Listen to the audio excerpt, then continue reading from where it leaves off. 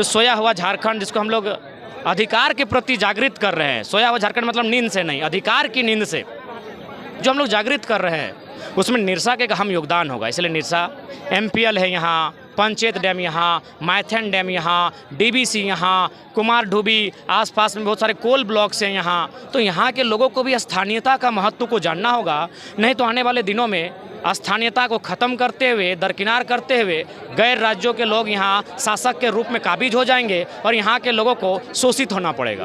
दादा, आप अपने भाषण में आज बोल रहे थे कि बिजली, कोयला, पानी सब यहाँ पे है और कोयला यहाँ का है, पर इनका जो थी है वो कलकत्ता में है।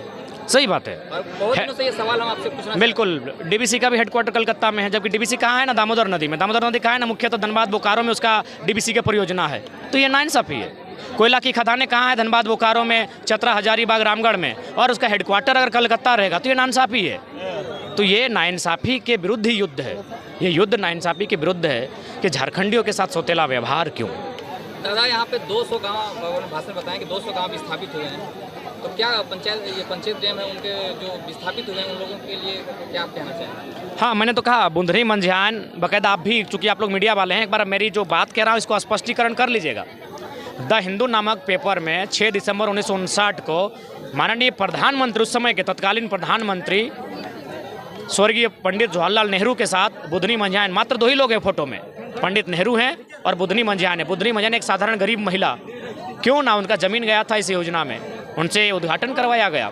आज उसका परिवार जिंदा है। बुधनी मंझियान का जो परिवार है, उनका जो लोग हैं आज भी जिंदा हैं। सूचना मिली है वो बीड़ी का जो पत्ता होता है ना, मार्केट में बेचकर अपना जीवन यापन कर रहे हैं। कितना शर्म का बात है इस लोकतंत्र में कि जिस जमीनदाता ने अपना ज़मीन खोकर पंचेत डैम का निर्माण किया और कहाँ यूपी, बिहार, बंगाल का आदमी यहाँ अरबपति आके पैसा कमा लिया, और बुधनी मंझियान का परिवार, उसके साथ तमाम विस्थापित परिवार आज अगर लकड़ी और पत्ता का काम करता है, तो ये शर्मनाक विषय है। दादा, 1 नेशन 1 इलेक्शन ये जो लगातार चल रहा है, इस पर आपका क्या विचार है? देखिए, ये अध्ययन का विषय है, इस पर हमें समय चाहिए। आप तो देख ही रहे हैं, हम लोग बीमार होने के बावजूद भी रुके नहीं हैं। समय दीजिए, अपना जो राय है, हमारा निजी विचार है, उसको रखेंगे।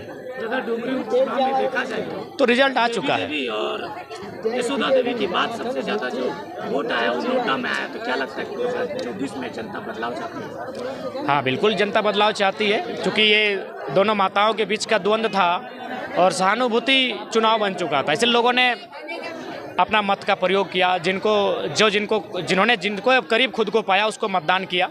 लेकिन 2024 में बदलाव होगा, बाकायदा डुमरी से ही होगा, देखिएगा। दादा, लगातार JBK संगठन के बारे में लोग जानना चाहते हैं कि इनका जो संगठन है वो कहाँ तक गया है, इनका विस्तार। देखिए, इसका संगठन तो फिलहाल निरसा के आपका बेनागढ़िया पंचायत के पंचायत भवन तक आ चुका है। यहाँ की छोटी छोटी बहनों तक सफ़ेद बाल पहुँच चुके, दादी, नानी, दादा, नाना तक पहुँच चुका है। दादा, आज देख रहे थे फिर आज जो छोटे छोटे बच्चे हैं, चाहे बुजुर्ग हैं, महिला हैं, सभी लोग आपको चंदा दे रहे थे। चूँकि हम लोग भाई गाड़ी चलता है, हम लोग भी भूखे प्यासे हो जाते हैं, तो आखिर हम लोग को भी चलना होगा, आंदोलन को भी जिंदा रखने के लिए खुद को जिंदा रखना होगा। तो इसीलिए लोग आरोप लगाते हैं फंडिंग। तो बाकायदा देखिए मीडिया कहाँ से होती है फंडिंग। ये प्रेम है, आशीर्वाद है। दादा, अभी तक पारसनाथ का टाइगर झारखंड में ही गरज रहे थे, अब पहली बार सुनने में आ रहा है कि मुंबई से भी उनका गर्जना देखने को मिलेगा। हाँ, आर्थिक राजधानी, देश की आर्थिक राजधानी में भी अर्थव्यवस्था को हम बताना होगा कि आपकी जो अर्थव्यवस्था है वो जगमग है और झारखंड की अर्थव्यवस्था है वो डगमग है। आपकी जगमग, हमारी डगमग, ये कहानी सुननी होगी दिल्ली को भी और मुंबई माया नगरी को भी। तो पहली बार जब प्रवासियों के लिए आप संबोधन करेंगे तो उनके लिए क्या कुछ विचार है? दर्द होगा, पीड़ा होगी, बिछड़ने का एहसास होगा, माँ पिताजी नहीं है सामने, उसका दुख होगा। ये तो शब्दों में बयां होगा ही।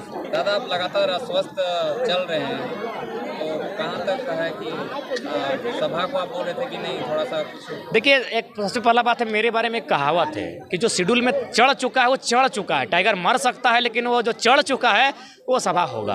तो ये आज की सभा चढ़ चुकी थी। इसके बाद अभी ये 10 दिन बाकायदा मोबाइल ऑफ कर देंगे। बहुत बुरा स्थिति में हमें, ये बयान भी हम नहीं कर सकते हैं, बहुत बुरा स्थिति में है।